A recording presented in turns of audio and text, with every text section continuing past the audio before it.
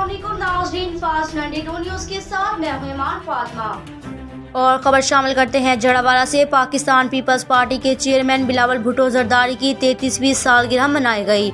Bilawal Bhutto force के सरबराह सालाना निसाउल्लाह सानी की रिहायशगाह चैमड़ा मंडी में बिलावल भुट्टो जरदारी की सालगिरह का केक काटा गया। मजीद जानते हैं नुमाइंदा आबिद हुसैन की इस रिपोर्ट में। जड़ावाला में पाकिस्तान पीपल्स पार्टी के चेयरमैन बिलावल भुट्टो जरदारी की 33वीं सालगिरह मनाई गई। सालगिरह के मौके पर बिलावल भुट्टो फोर्स ने केक काटा। सालगिरह बिलावल भुट्टो फोर्स के सरपरस्त आला सनाउल्लाह सानी की रिहायशगाह चमड़ा मंडी में हुई, जिसमें खुसूसी मेहमान सदर वस्त पंजाब जनाब चौधरी अरशद जट, राय शाहजहां, राय शहबाज कलियार और बिलावल भुट्टो फोर्स के कारकुनों ने शिरकत की।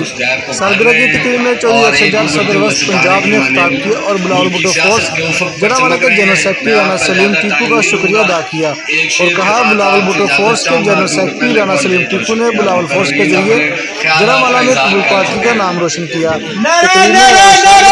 और शहबाज कलियार ने कारकुनों की हौसला अफजाई की। कैमरामैन टीम के साथ आबिद हुसैन, जड़ावाला।